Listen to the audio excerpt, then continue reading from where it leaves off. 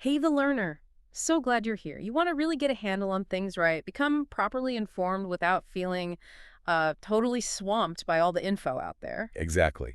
And that's why we're diving into critical thinking today. Yep, using the book you shared, The Four Pillars of Critical Thinking, it's all about figuring out how to sort through everything effectively. hmm Think of this as our mission.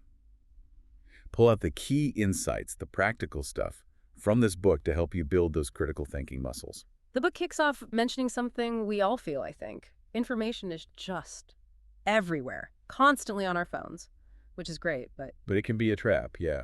It's uh, almost too convenient sometimes. Like, why bother wrestling with a problem when an answer, maybe not the best answer, but an answer, is just a click away? right. And that convenience can kind of weaken our ability to think deeply, to innovate. And the sheer amount of stuff, Yeah. it's overwhelming. It makes it hard to even start evaluating properly. But that's where critical thinking is key, isn't it? It's like the tool to cut through all that noise. Totally.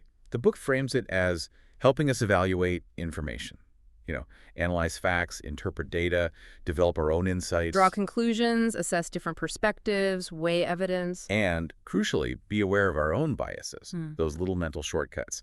It's about being active, not passive. An active explorer of information. I like that. And the book lays it all out in four pillars: foundation, process, improvement, and application. So let's start exploring. Pillar 1, foundation. Okay, the basics. What is critical thinking, according to the book? Well, Chapter 1 calls it an intellectual and reflective process, basically actively using your brain to analyze, evaluate, and synthesize information. Synthesize, like put pieces together. Exactly, to draw logical conclusions and, solve problems.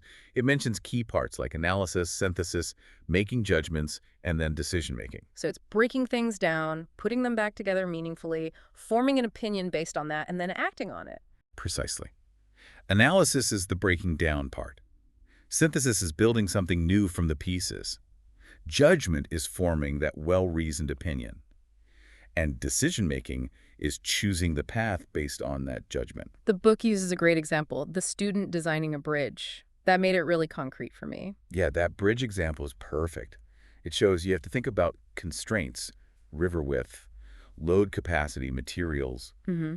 Test your ideas. Think about potential problems like, what if there's strong wind or a flood? It's that forward-thinking, systematic approach. That's critical thinking in action. And the book says thinking this way pays off big time. Oh, absolutely. Chapter 1 highlights how it boosts creativity, helps you see the bigger picture, challenges your own assumptions. Things we just take for granted sometimes. Yeah. And it helps you make decisions based on actual facts, improves communication because you understand arguments better, and even gives you an edge in negotiations. Ooh, negotiations. How so? Well, if you can logically break down the other side's argument, spot the weak points, you're naturally in a stronger position. Makes sense. Now, the book also clarifies what critical thinking isn't, which I think is just as useful. Yes, it stresses it's systematic and evidence-based, not just gut feelings. Right. It involves identifying assumptions, evaluating the logic, using standards, seeing the implications, and drawing conclusions based on evidence. It's about analyzing everything, even opinions and attitudes. So a very conscious, structured way of thinking. Okay, before we get to the how, Pillar 1 also mentions some foundational elements. Knowledge, argument, inference, and evidence.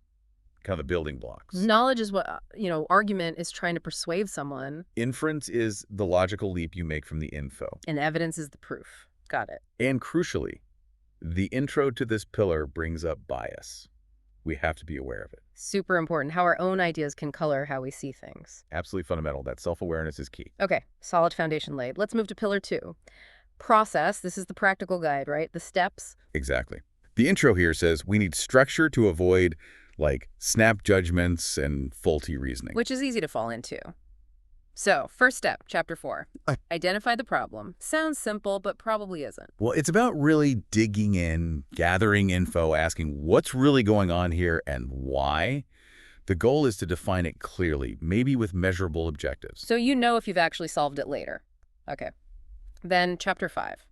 Research, opinions, and arguments. So relevant today. Totally. Finding reliable quality sources is huge.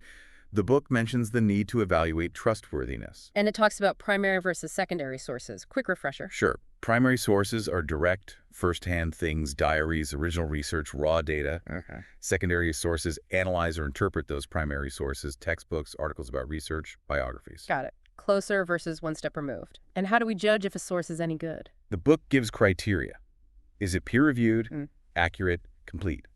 Recent. Does it cite its sources? Is the author an expert? Are they transparent? Transparency, yeah. Who's Yeah. behind this information? And ask yourself, is it current, relevant, fact or opinion? Is the evidence convincing? Is it balanced? These are great questions to keep handy. Hmm. Okay, next. Chapter 6. Analyzing arguments. Breaking down the claims. Yeah, understanding the structure. An argument has premises, the starting assumptions or statements, and a conclusion, the point it's trying to prove. The link needs to be logical. And the premises need solid evidence, right? If you start with something shaky. Exactly. Your conclusion won't hold up, even with perfect logic. You need credible evidence and logical consistency. And the book distinguishes arguments from non-arguments. Right. A real argument has premises and a conclusion linked by reasoning. Non-arguments might just be observations, opinions, questions, stuff that isn't trying to prove a point with evidence. Okay, clear distinction. Now, chapter 7. Assumptions and biases. We touched on this, but this chapter dives deep. Yeah, this is huge. Assumptions are beliefs we hold without really having a logical basis. Biases are those prejudices that color our view. Both can really mess up our thinking. And the book points out common areas, right? Makes them easier to spot. It does. Cultural bias, like the model minority thing. Yeah. Religious bias, citing how media can portray groups. Racial bias, looking at systemic issues. Gender bias, like the wage gap.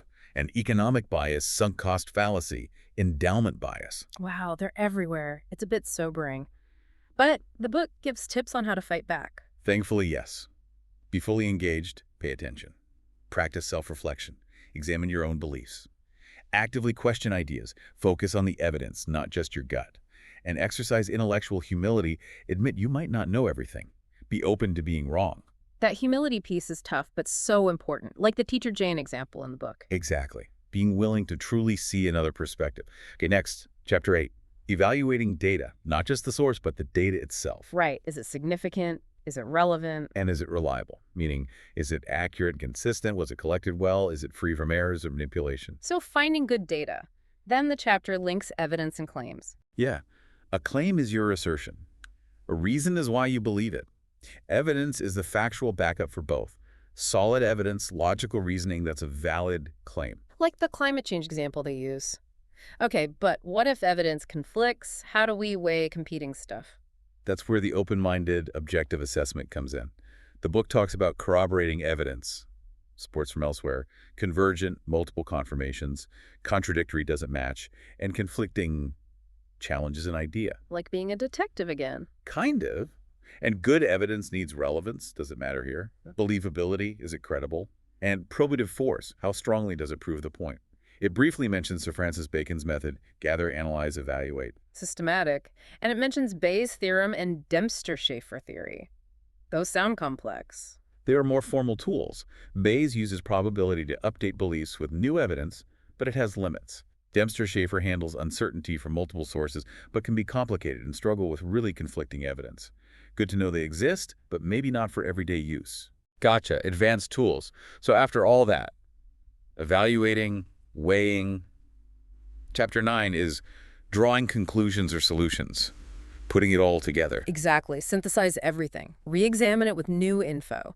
Make sure your conclusions are logical and meet your original goal. And if it's about finding solutions, the book mentions brainstorming. Yeah, especially in groups. Get diverse ideas out there. But it should be informed brainstorming, backed by research, see what others tried, talk to experts. It's just random ideas. Yeah. And then you evaluate the potential solutions. Right, based on practical stuff. Yeah. Efficiency, cost, time, impact.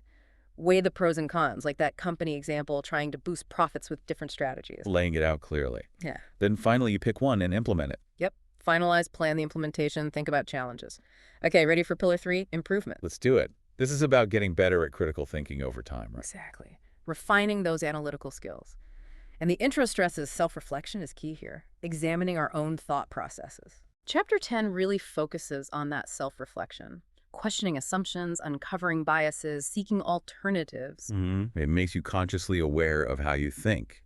Leads to better decisions, more empathy, maybe even more creativity because you see things differently.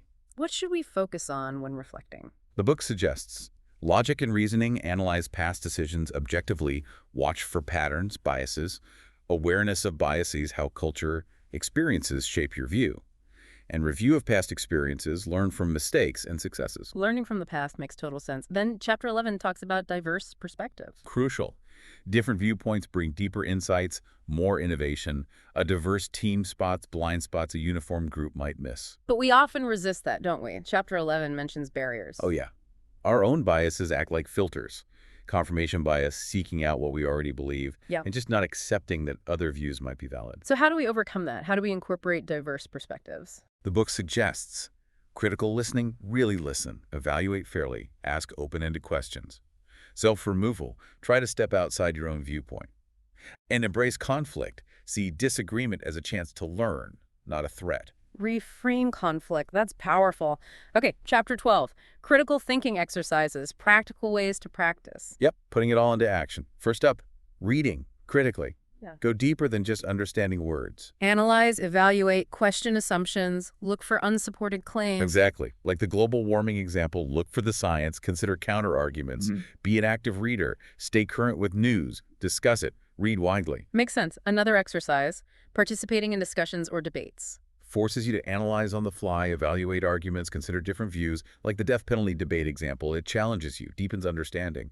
Technology helps, but But be responsible and civil online. Absolutely. for sure. And the last type of exercise, solving practical Of problems. course, everyday stuff. Yeah, like your car not starting or assembling that IKEA furniture. They're chances to analyze, consider solutions, question info, seek new sources. Even small problems build the muscle. So it's not just for big philosophical questions, it's daily practice. Okay, pillar 4, application, putting it all to work. This is where the rubber meets the road. Using the skills to make rational decisions in real life. Chapter 13 gives examples. First, health and wellness. Yeah, examining evidence behind health claims, making personalized plans, listening to your body's signals. Then the workplace. Obvious application there. Vital for problem solving, analyzing info to find solutions, and for creativity, developing innovative ideas. Also useful in meetings, team projects, considering different views. Education too, naturally. Absolutely. From note-taking, identifying key points, to class discussions, to writing essays with logical arguments, critical thinking is core to learning. Then personal finance, an area many people could probably use more critical thinking in. Definitely. Making informed purchases, asking the right questions, evaluating investments, weighing cost, risk, return, developing a financial plan with SMART goals. Smart goals, right? Specific, measurable.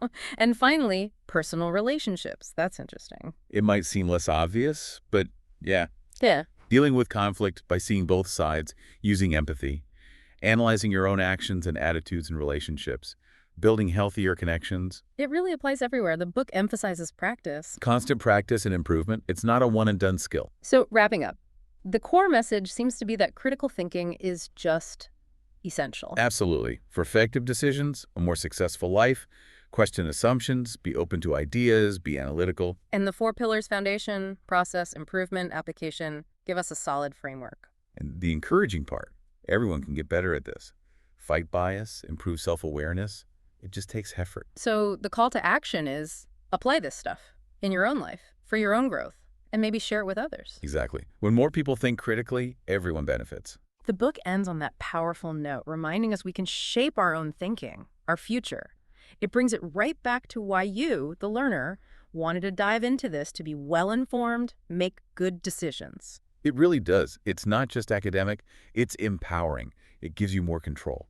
Well, thanks for joining us on this deep dive, The Learner. We hope this gives you a practical framework for critical thinking. Definitely. And remember, it's a journey.